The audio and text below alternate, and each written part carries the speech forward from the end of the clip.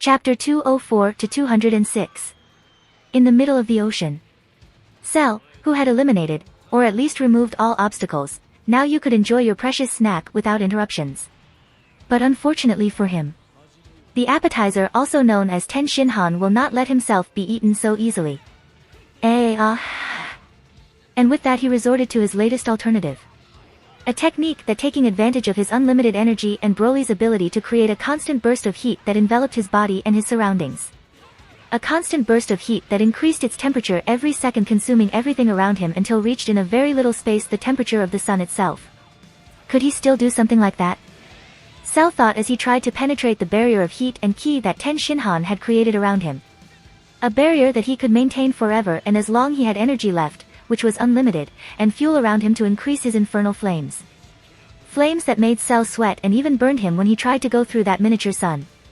I could easily destroy this barrier with a single attack.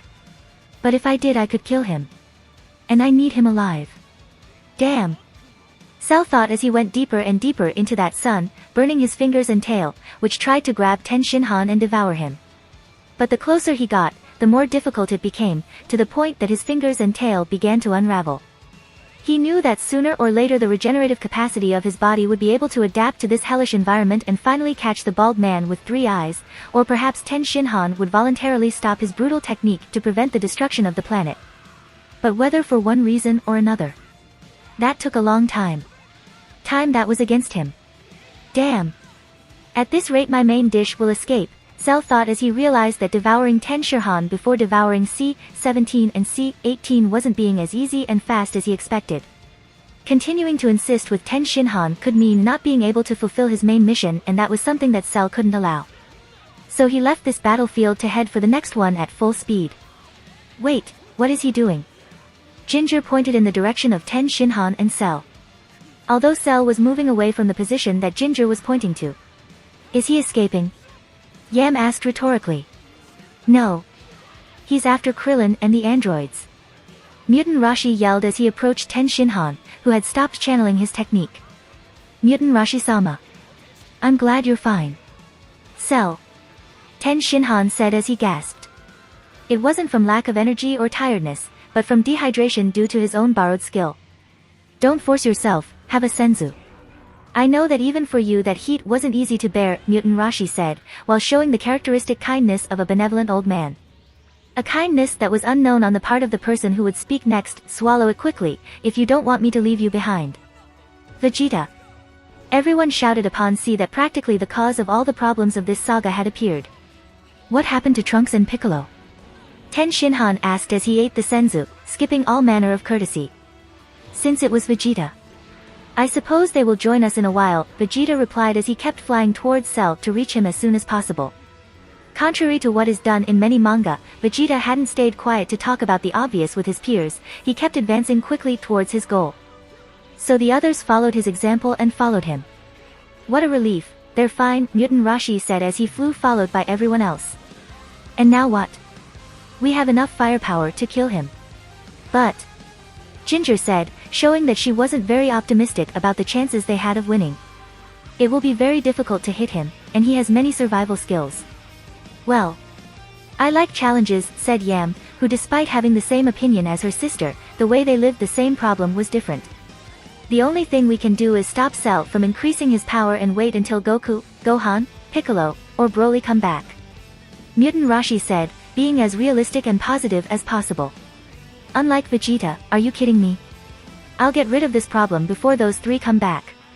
Politician statements at election time that didn't convince almost anyone. Kami-sama Palace. Damn. Cell is getting too close to them and Krillin and the androids aren't close enough. At this rate they will be caught before they get here. Gohan has kept the emergency self-destruct device. And we can't allow Cell to reach Kami's palace. Bulma said as she watched through the sphere everything that was happening and bit her thumbnail due to nervousness and anxiety.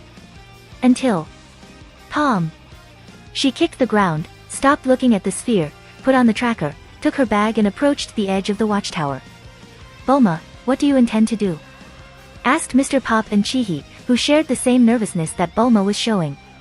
Send most of my body to pick them up. I don't think I'll be there in time, but if Krillin is able to distract him for a few seconds, I can probably save them, Bulma replied as she showed the capsule of a less luxurious spaceship. But Bulma, it's crazy if they couldn't. Chi-Chi said, as a supporting character, although she was annoying more than supporting, she couldn't understand why Bulma, another supporting character, was going to such a dangerous place. Don't worry about me, I'm strong now. Also, with my barrier I am the person most likely to survive. And I leave my 5% here with you. In the event that my 95% is destroyed, I only need to swallow a senzu and I will be as good as new, Bulma replied while performing her multiplication technique. Leaving her weakest part in the watchtower to lead the operation and be safe and the other to the dangerous battlefield in suicide or rescue operation.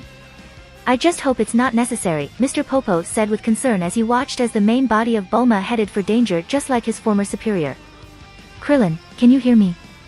Bulma asked as she sped down towards the mortal world. Many miles away. Krillin, C-16, C-17 and C-18 kept flying towards Kami's palace, where Bulma was waiting for them with her spaceship to take refuge in space. Until Krillin received a call from Bulma, Bulma, what's happening? And due to the seriousness of the message, Krillin stopped to listen to it. What's wrong, Krillin? C-16 asked, that since Cell had been presented as a world threat he had become much more talkative. Guys, go ahead, Cell is coming. Krillin said as he turned in the opposite direction and began to accumulate ki to be prepared for an imminent confrontation. A confrontation for which none was prepared. Put this on and follow the green dot. It's Bulma, she will take you to a safe place, Krillin said as he handed his tracker to C-18, and explained minimally how to use it. So you found us this way, C-18 said, checking that apart from the green dot that tracked the Bulma that was heading towards them, there were also some red dots on the screen, which were her brother and C-16. Thus solving the mystery of how they had been found despite not having ki. And what will you do? Asked C-17, who by now had calmed down a bit and was beginning to recognize the danger to which he was subjected and the few possibilities of success. I'll try to buy some time until Bulma reaches you. If Cell is able to follow us, it is precisely because of me, since I generate ki, but the three of you who don't emit any type of ki can escape perfectly if you hide well, said Krillin, showing how brave he was and what a dwarf was capable of doing to be able to flirt with an elf. An elf who was beginning to seriously wonder why Krillin was helping them so much. Why do you trust us too much? What if we betray you? Why? I have no other choice. Go away. Krillin yelled urgently as he tried to hide part of his motivations. An explanation somewhat unfinished as well as forced, but that more or less convinced C-18, who along with her brother prepared to flee just as Krillin had advised them. However, someone in his group didn't intend to follow that strategy. I will stay to fight. C-16. What are you doing? Will you be killed too? Screamed C-18 upon see how his reserved and quiet traveling companion who hadn't shown until now any fighting spirit, unless it was Goku, had volunteered for a suicide mission. He is not looking for me, but he is looking for you. It makes more sense that I try to stop him here. It was fun traveling with you, said C-16, as he stood next to Krillin and gave what would probably be his first and last almost emotional speech. Okay. You would be of great help to me, said Krillin, that despite showing courage he was very scared. Having someone else giving him support would help him, especially emotionally. Freak to the end, C-17 said with some sympathy, remembering the few interactions they had had with him. Quick, go before Cell makes eye contact with you, C-16 said with a smile on his face. Smile that quickly spread to all who witnessed like the COVID-19. And, that ended quickly when a high-pitched sound almost pierced their eardrums. What the hell are you doing, Krillin? Why don't you move? Bulma yelled with great anger and power from the tracker that had C-18 in her hand. But that scream wasn't the most disturbing sound they heard in the last seconds. C-17. C-18. You will not escape. Yelled Cell, who was a few seconds away from reaching them. Oops. Krillin said, seeing that they were completely screwed. Such a simple plan had failed among other things for a more than obvious reason. Late. You shouldn't have talked for so long without moving, said C-16, who realized the mistake they had made. A mistake that used to be made in all animes, stopping to speak in the middle of a chase when they could speak perfectly while fleeing. Yes, no fucking sense. But it was too late to regret his lack of IQ or the convenience of the script. Whatever. Run. Krillin yelled, for the umpteenth time that day despite the fact that he had caused that unnecessary stop. Although they finally listened to him, running to the blue point at high speed. Not so fast. yelled Cell, who was a few seconds away from getting in front of Krillin and C-16. Here it comes. Krillin yelled to point out the obvious. It was at that moment that Krillin generated a Kienzan in each hand and C-16. Well. He removed his arms to launch a large energy cannon from within them. A technique that looks cool and powerful, but is extremely inefficient and leaves its user vulnerable to counterattacks. They were about to shoot before Cell reached them. But. FIU. Cell sped up in an astonishing way and passed through them. I've wasted too much time already, Cell thought as he ignored Krillin and 16 and chased after C-17 and C-18, who were on the run. Watch out! Krillin yelled to warn the two brothers that a green, people-eating monster was behind them. A warning that defying the laws of physics came on time. Cell with his impressive speed higher than that of a Super Saiyan 2 reached where C-17 was and proceeded to hit him. You have to beat the meat before cooking and eating. Palm. However, thanks to Krillin's warning, C-17 was able to activate his famous barrier. Barrier that thanks to the fact that Cell didn't intend to kill him, but to knock him out, he was able to resist the blow. But. Damn vermin. Stop resisting. Boom. Ag. He was unable to withstand Cell's second rage-laden attack. C-17. Yelled C-18 upon see that his brother had been shot down and was falling unconscious into the sea. Damn. I miscalculated the power and sent him too far, Cell thought, regretting that he had thrown his food away due to a fit of anger. Attack of anger that he didn't intend to commit with the next dish, which was closer than the first. And that dish was obviously C-18. And as with her brother she raised a barrier around her too.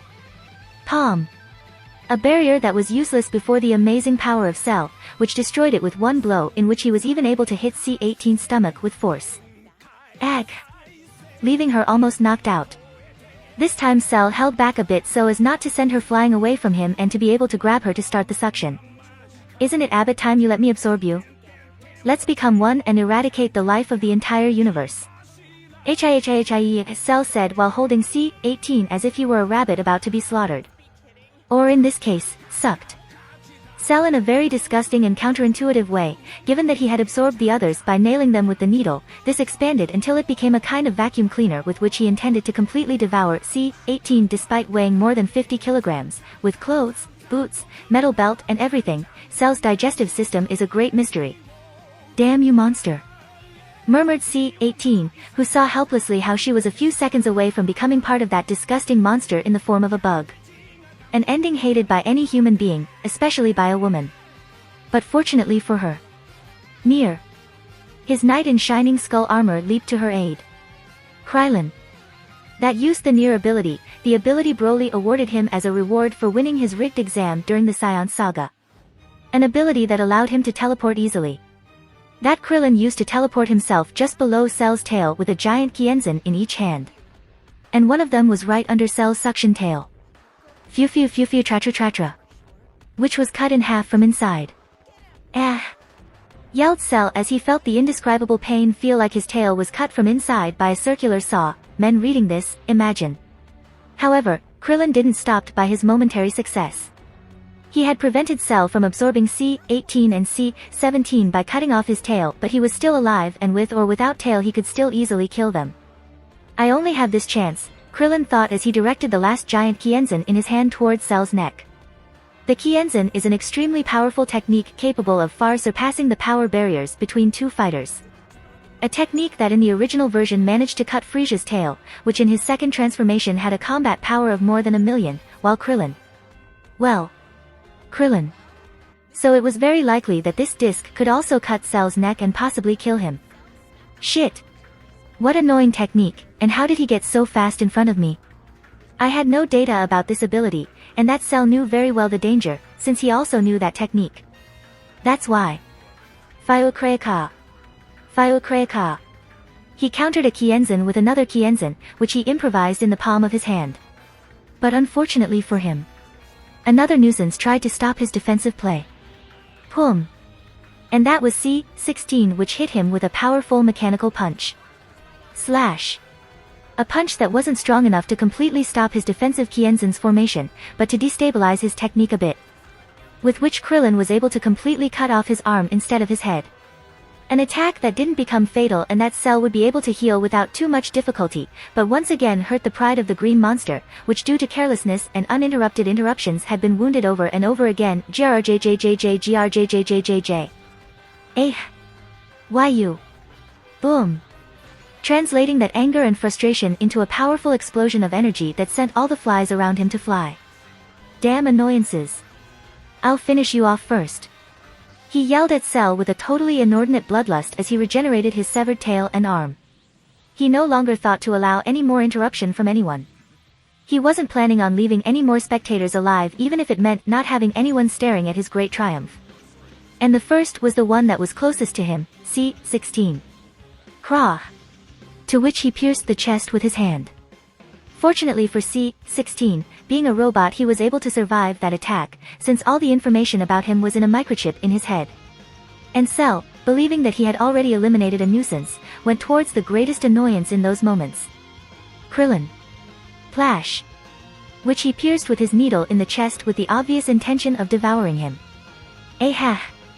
Krillin screamed due to the excruciating pain of being sucked into a monstrous straw. Krillin. C-18 yelled, who started shooting at Cell with everything she had. Boom. Boom. Boom. Boom. Boom. Boom. Boom. Boom. However, these attacks did nothing to Cell, who was tired of so many interruptions at lunchtime. Even if it was the appearance of a new dish. Fiam. So he launched an energy attack that, like his brother, made C-18 fall unconscious into the sea. Ah. C-18. Krillin yelled, worrying about the life of her crush while his was the most in danger. You have put up a lot of resistance, even though it was useless. Do you have any last words? Said Cell, who was savoring success in more ways than one.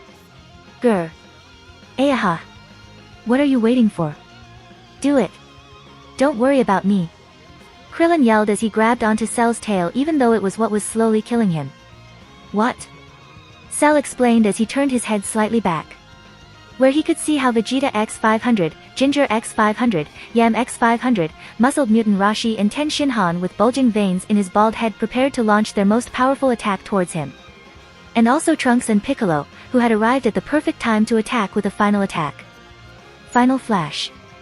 Golden Doom. Eternal Flash. Kamehameha. Shin Flare Kikaho. Boom. The most powerful combined attack in the history of this manga and novel, which caused a 5-scale earthquake throughout the planet despite the fact that this attack was carried out in the air and its trajectory was directed towards the sky. An attack that hit Cell. And also Krillin. This time. Have we killed him?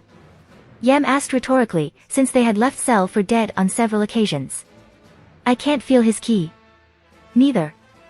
Krillin's, said Mutant Rashi with great regret and pain as he hid his gloomy gaze with his sunglasses. We will never forget your sacrifice, Baldy-kun, Ginger said as she prayed for Krillin's soul. Mutant Rashi-sama. We can surely bring him back to life with the new Dragon Balls or with Broly's powers. Suffer no more, Ten Shinhan said, trying to comfort Rashi for launching a joint attack that resulted in the death of his disciple as a collateral and heroic victim. Even so. What I've done has been unforgivable. Above all, being his teacher, replied Mutant Rashi, who didn't feel comforted at all by those words. Nothing will erase what he did. Rashi-chan, you heard him, he would rather die in our attack than be devoured by that monster and make him stronger. He wanted us to save him and save ourselves, Ginger said with the greatest possible tact to Mutant Rashi, who wasn't able to clear his conscience despite knowing that he had done the right thing. And we haven't needed the help of Kakarot or his son, Vegeta said, with a comment very appropriate to the situation, sarcasm. A comment that even Yam knew was out of place, so she tried to change the subject to a more productive one. Now we just have to take care of the androids that are. Oh no. But once again something unexpected happened. What is that key? Piccolo shouted, very upset and scared, looking at the ocean, the place where that huge, strange and terrifying key came from. It keeps increasing, cried Ginger, who was beginning to fear the worst. And not only her, also Yam, Ten Shinhan, Piccolo, Trunks and even Vegeta, there is no doubt, it is. Oh, it appears to have gone up quite a bit as well, said the person who owned that ka, who had come out of the water to show himself among his acclaimed public. Cell. They all shouted, surprised, terrified and above all. Puzzled. Cell. They all shouted surprised, terrified, and above all, puzzled. The green monster in front of them was undoubtedly Cell. They had never before seen a green insectoid monster with stinger tail so ugly and powerful. But the Cell of now was something different from before. His appearance was now less insectoid, less disgusting, and more humanoid. And more powerful.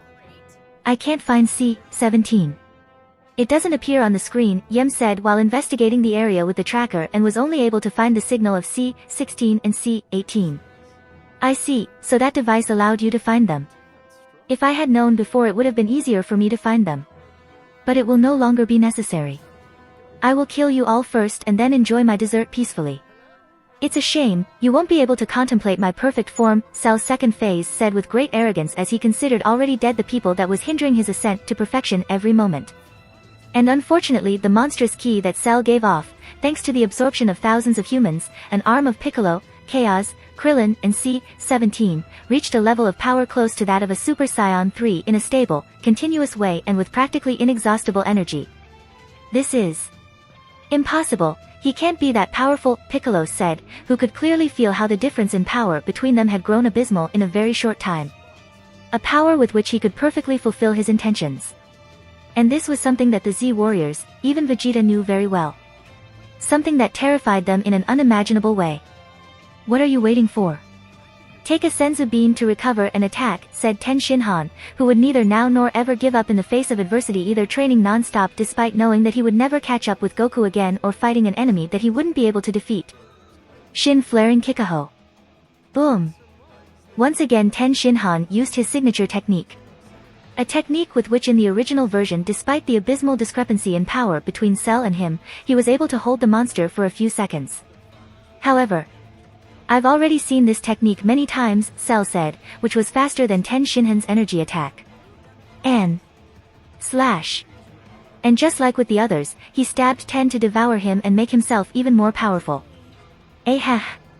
Shouted Ten Shinhan due to the excruciating pain felt when acupuncture is practiced on the spinal cord. I notice how by absorbing you I become much stronger. It is a very pleasant sensation that I plan to savor before reaching perfection, said Cell, who was enjoying this moment a lot.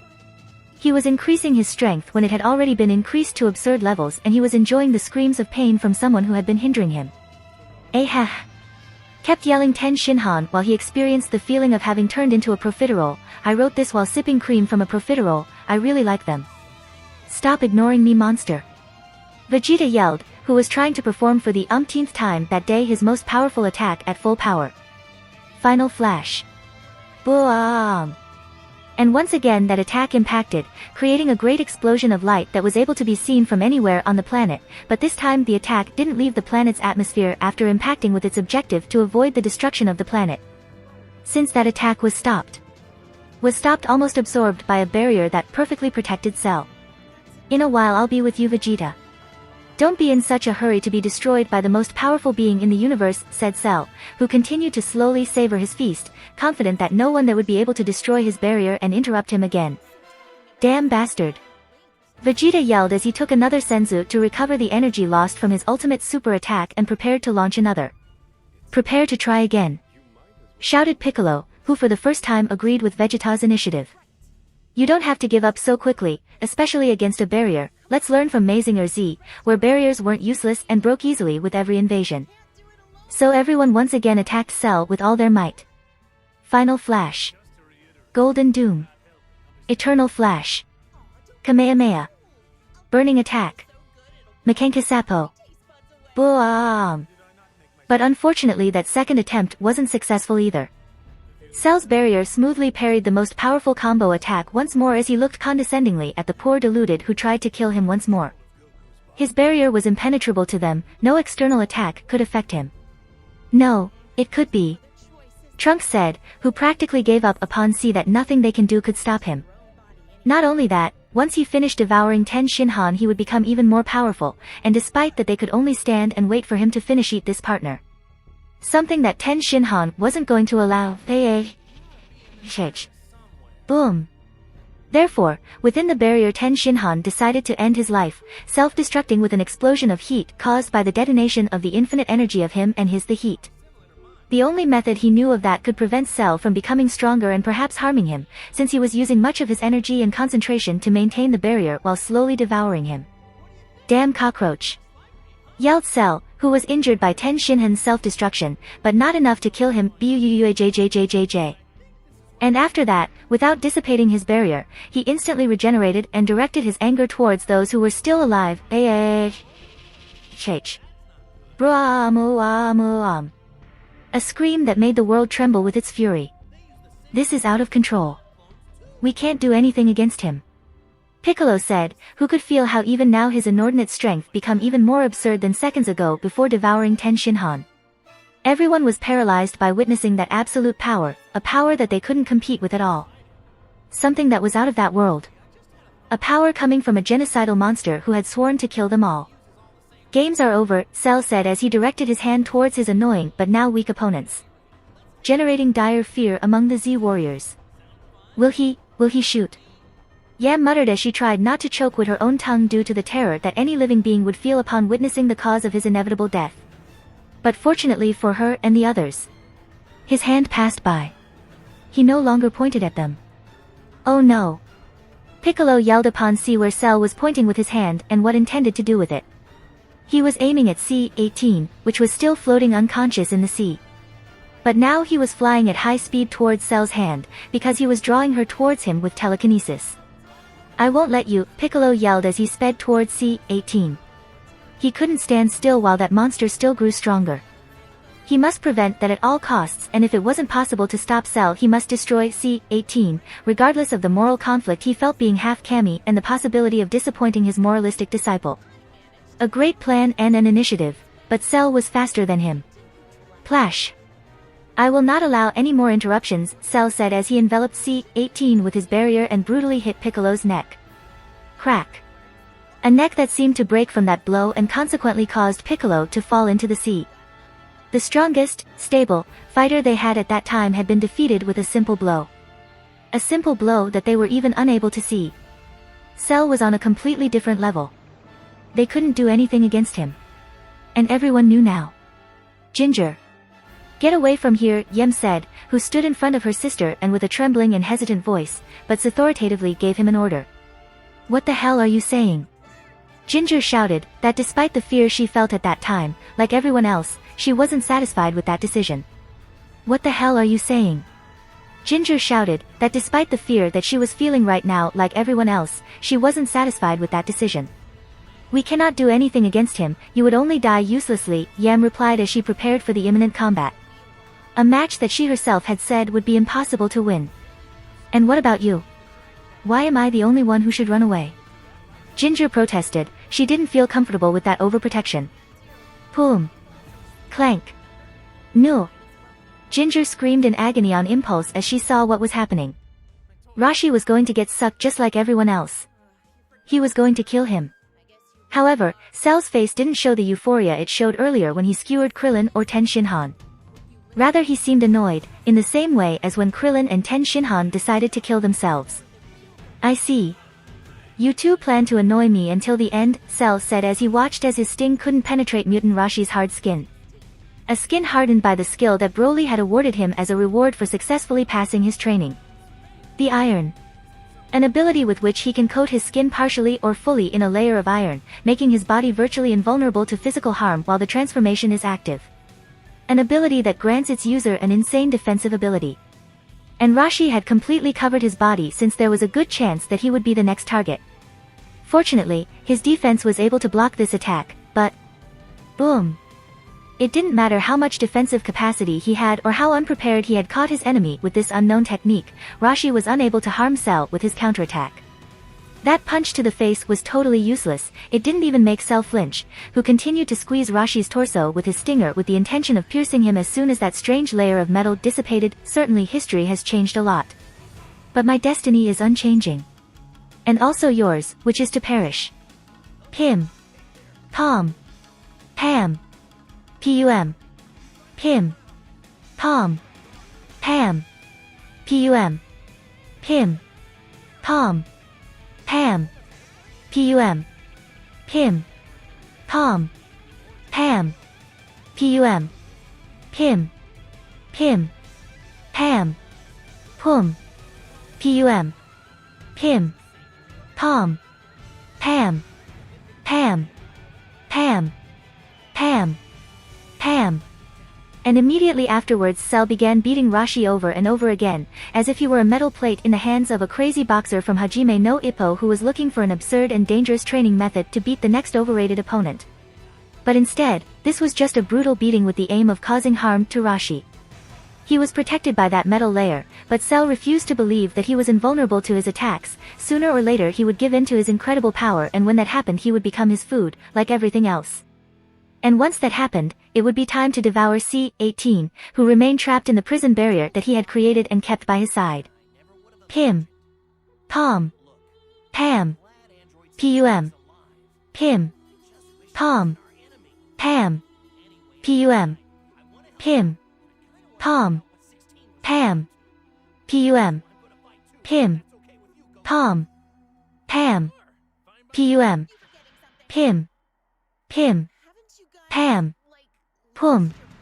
Pum. Pim. Pom. Pam. Pam. Pam. Pam. Pam.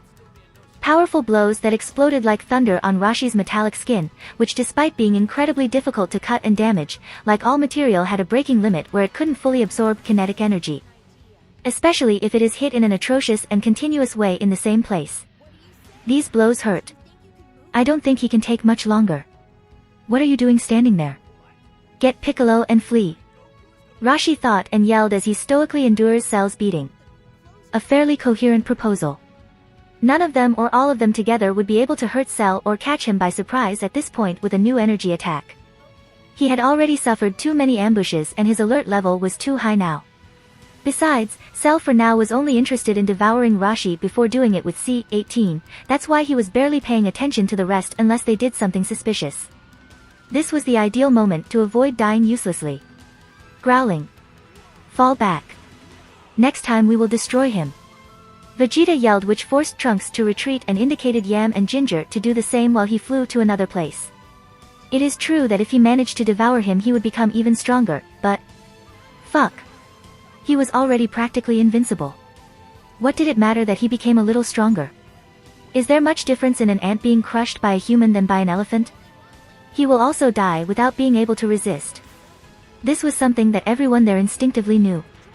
Even the proud Vegeta, since he missed his umpteenth final flash and saw how Piccolo had been defeated, he had been trying not to stand out too much so as not to become the next victim. Even the kind Trunks didn't dare to help Piccolo or Mutant Rashi, his body was paralyzed with fear, a fear that was helping him to stay alive for a few more minutes. Everyone had understood their situation, everyone except one person. GRJJJ. Grr. Ginger screamed as she fought her own survival instinct, her younger sister complex, but above all, fight against her sister, who was trying to immobilize her and take her away from that place so that she wouldn't do anything reckless. Pim. Pom. Pam. Pum. Pim. Pom. Pam. Pum.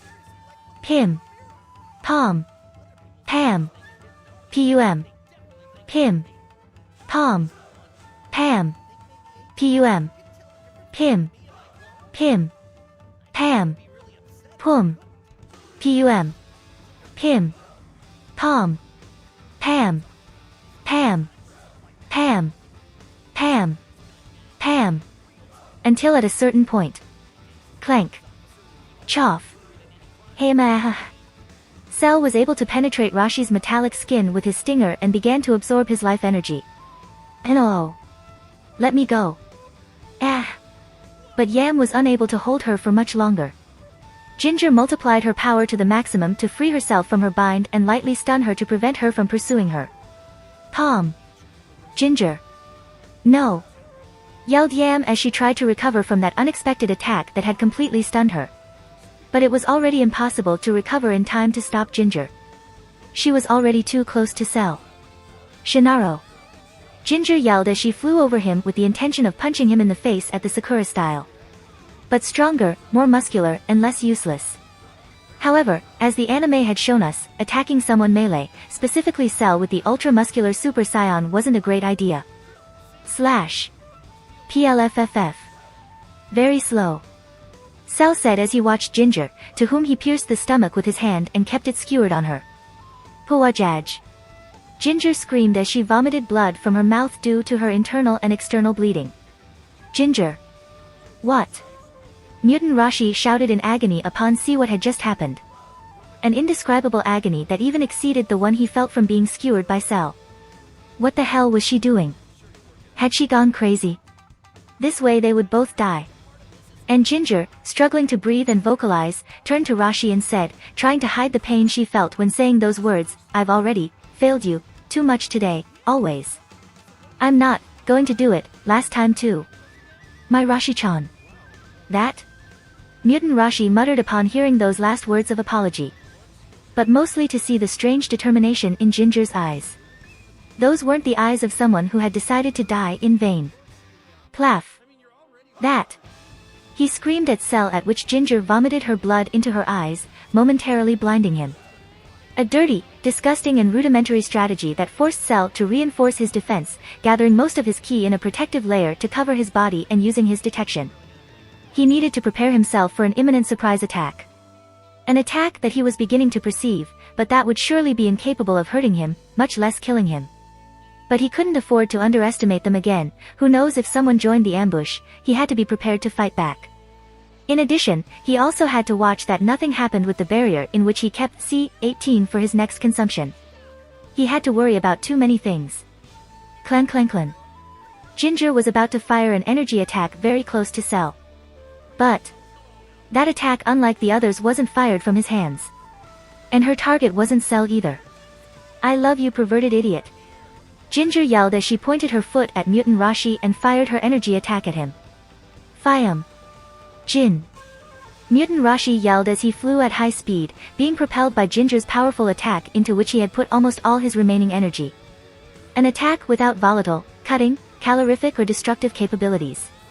It only contained striking properties, which sent Rashi flying far away in an instant without damaging him. And with that, Cell was interrupted at breakfast again that day. Damn! Yelled Cell, who was looking for Rashi's key somewhere while he kept sticking his arm through Ginger's stomach, who was completely pale. It was as if she had already spent all of her energy and blood, being unable to offer any more resistance. However, Cell was unable to locate him. It was as if Rashi had completely disappeared. I have underestimated them again. Now that bastard must have hidden the key from him. You will pay for this. Thought and screamed Cell as he glared at Ginger. Fuck you. Monster. Ginger said, while showing him her middle finger in a triumphant way in her last act of rebellion. Splash. Her last act of rebellion before Cell sliced her body from the bottom up, creating a scene too gore to be broadcast on the hour that Dragon Ball Super is currently broadcast. Ginger. Yam yelled as she gave off an insane amount of energy due to the fury caused by the tragic loss of her sister. After Cell's extraordinary display of power, Vegeta fled with his tail between his legs while camouflaging his ki to avoid being detected by Cell. Shit. This is the second time I have been forced to flee from a battle. But there won't be a third time. I swear by, Vegeta was thinking to himself as he walked away from Cell with Trunks, when he suddenly realized that they were the only ones who were fleeing. Wait. Where are Yam and? But that thought was momentarily interrupted, because... Hey! An energy attack passed very close to them, something that forced them to dodge it. That key was from Ginger. Said Trunks, who deduced that something bad had happened. But Vegeta was more observant than his son, and he was able to see that there was someone in the head of that energy beam, but not only that. Have I seen it wrong? Mutant Rashi was inside that attack and suddenly. This is something I've seen before, Vegeta thought as he remembered how Mutant Rashi mysteriously came out illogically from that energy attack, as if he was being drawn by something.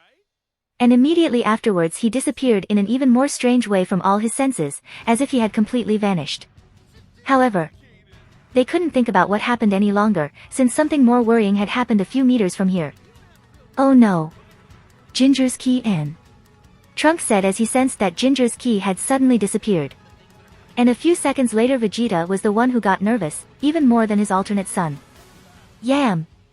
Vegeta yelled in despair as he took off in the direction where they had come. And obviously if Vegeta was going somewhere. Trunks, as if he were a baby duck, chased him. Father, wait, I'll go. Don't follow me. You are already grow up. I can't keep caring for you. Vegeta yelled, as he didn't want to repeat the same embarrassing moment of caring for his alternative son. These harsh words made Trunks stop in his tracks, and as he watched Vegeta walk away from him, the memory of his blunder made impossible for him not to think Vegeta was right. This harsh truth tormented him so much that he was unable to look up. Nevertheless, he couldn't afford to give up. Not after the promises he made to himself upon reaching this timeline. T.S. Maybe not. But who will take care of you? Trunks said to himself while chasing Vegeta again, trying to save him from Cell, but above all, save him from himself. A few meters from there, Yam was yelling in an exaggerated and unnecessary way, as if she was a tennis player about to serve, but instead she was gathering energy as is always done in this manga. She was reaching a new transformation. She was getting ahead of Gohan, becoming the first Super Saiyan 2, a normal one, Broly doesn't count, in modern history.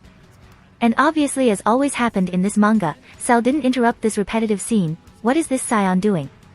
The fact that I killed that hindrance made something change in her. There are too many surprises, the story as I knew has changed too much. I think it is better to be conservative and eat what I already have served. And then Cell went to work on his new transformation, one that can be achieved by turning his tail into a vacuum cleaner to absorb a beautiful woman. I am surprised that there are no more hentai about this, Yam. A disgusting transformation that could also been stopped by Vegeta, who had just arrived at the place he fled to save his life.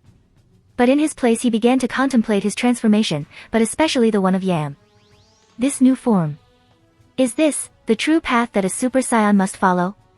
I've been surpassed, again. And this time for Yam, Vegeta thought quite depressed, since for the umpteenth time he felt great envy of the pioneering achievements of other Saiyans. And now more than ever, since that achievement belonged to his girl. His pride had been fragmented to historic levels. He could bear being the shortest in the relationship, also being the one with the lower income, or that his opinion for day-to-day counted very little. But being the weaker of the two, that was something he couldn't accept. Yam and Cell shouted as they finished their transformation. A transformation that had made them stronger, both in power and in appearance. Specifically Yam, more furious and vindictive than ever, so much that she was hurting herself by clenching her fists, which were bleeding from the pressure.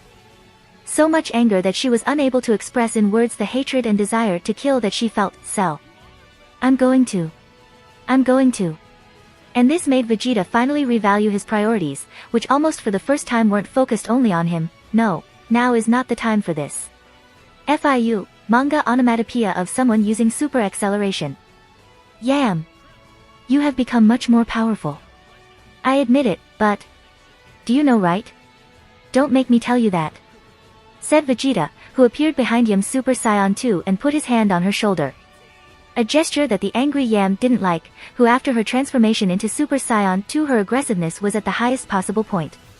But she wasn't to the point of being violent with Vegeta this time, although from her tone, expression and gestures she seemed to be about to strangle his testicles. Are you trying to stop me, Vegeta?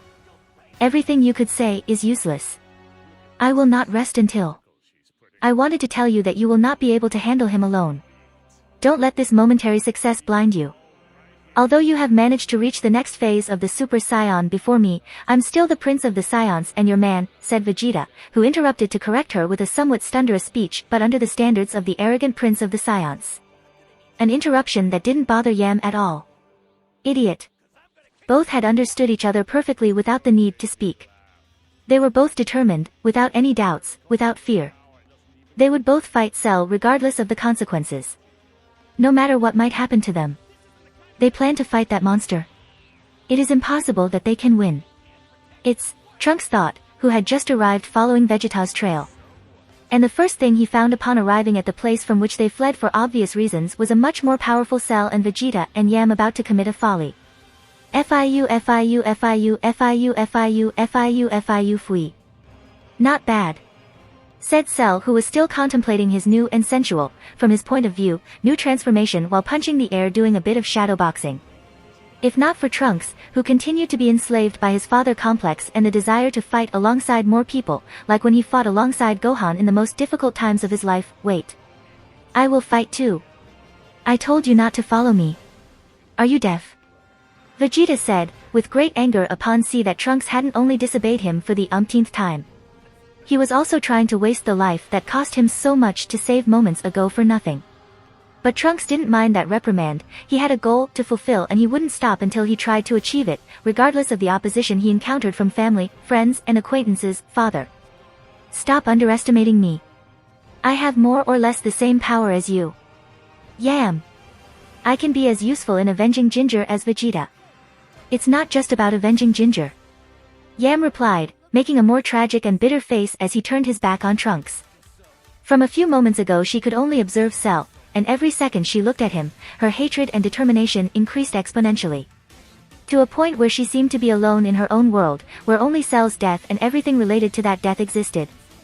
Yam was being consumed by the darkness. A darkness that she herself allowed to take over her body and mind. However, wherever there is darkness there is always light, Kingdom Hearts fan, even if it is dim and comes from the most unexpected places. Trunks. Come here, son, said Vegeta with a solemn tone as he motioned for Trunks to come closer to him. For words that surprised everyone who paid attention. Dad? Trunks said, not believing what he was hearing as he advanced towards Vegeta. A Vegeta who for the first time in history showed in public and above all in front of Trunks something that could minimally be considered affection. Or maybe just consideration for his involuntary alternative brood. I'm proud of you, son, Vegeta said, who hugged Trunks as soon as he got close enough to him. A hug that Trunks didn't expect at all. A hug that he could only dream of as a child, an impossible dream. He couldn't hug a dead father that he never knew. A dream that could come true thanks to the existence of the time machine. But that dream that was shattered again at the moment of meeting the real Vegeta, who completely denied him, and that didn't seem to have given or received a hug in his life. He hadn't even said good afternoon to him. So this was a hug that he never thought he could receive.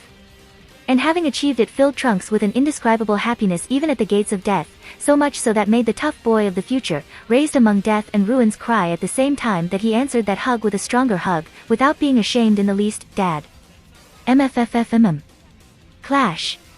However, that hug lasted less than Trunks would have wanted, since after a few seconds he was knocked out by Vegeta, who had his neck in an excellent position to hit him, passing out and ending his Super Saiyan transformation.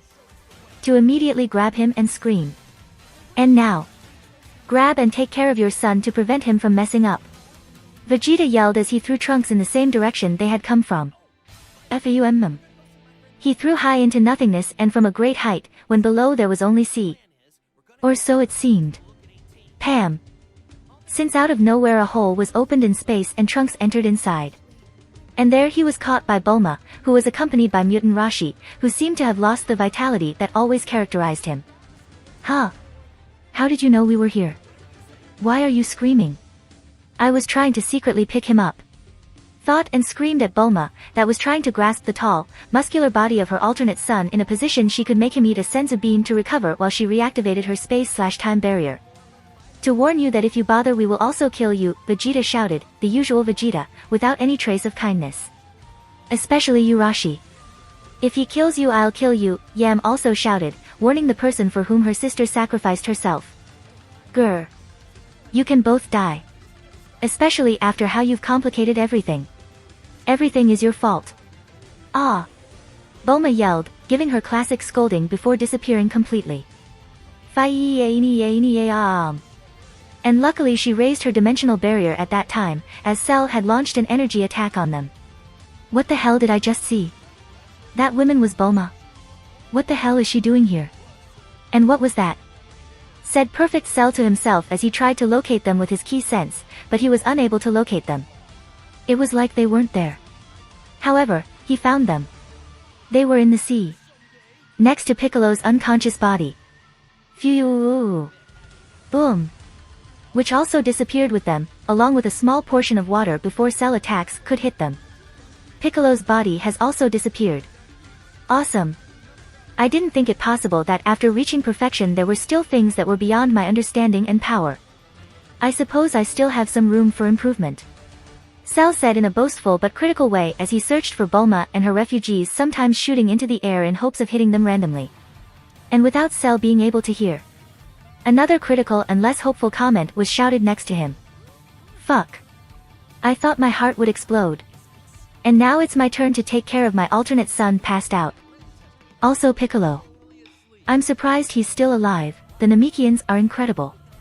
And Tarashi, who seems to have lost his soul, shouted Bulma, that in view of the situation she had proposed to save as many as she could thanks to her barrier and later flee the planet with them until she found a solution for this great catastrophe. While that monologue without listeners occurred a few meters away, Cell kept shooting in all directions. FIU FIU FIU FIU FIU FIU. BOMM BOMM BOMM BOMM. Occasionally destroying a neighboring island while trying to find Bulma and company. Until someone shot him. Phew. A shot that Cell avoided, hitting a nearby desert island. Boom. Hey. Monster. Stop looking for those useless ones. I'm still here. Shouted Vegeta, the author of that failed energy attack, with which he tried to demand the attention he thought he deserved. Oh, it is true. You were still here. I had forgotten about her for a moment. Forgive me, Cell said, who with great arrogance slowly turned towards him and smiled insolently at them while he feigned some surprise.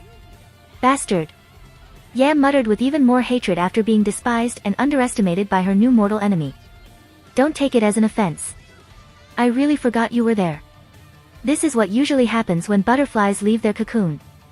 They forget about the worms around them and just fly, replied Cell, who after getting the perfect shape of him had become much more cultured, calm and boastful. Good metaphor for someone who really came out of a cocoon, Bulma thought inside her barrier. Insolent. Vegeta muttered as he saw how his genes and Friesia's were the most predominant in Cell after having reached his final form. Come on. Don't feel completely useless. You still have an important mission to accomplish. Test my perfect form. I know that you will not be able to reach my full potential, but unfortunately I have no better alternatives available to me right now, Cell said, showing that Vegeta's theory was very true. He was as or more arrogant than him, but with more power, abilities and cells. GGH. Yam growled, who clenched her teeth in rage so much that made her gums bleed.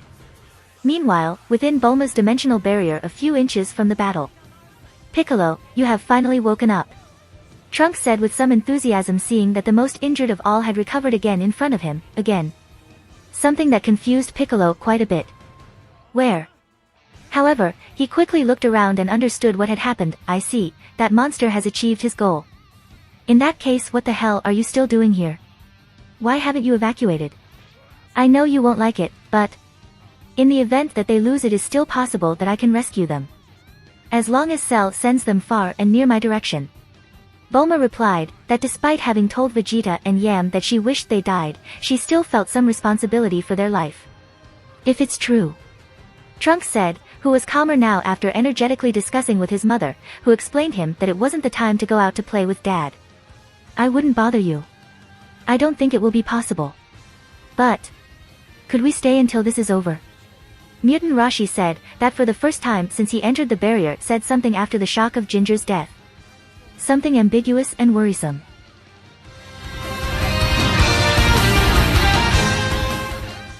If you like this content, don't forget to like and subscribe. See you later, bye bye.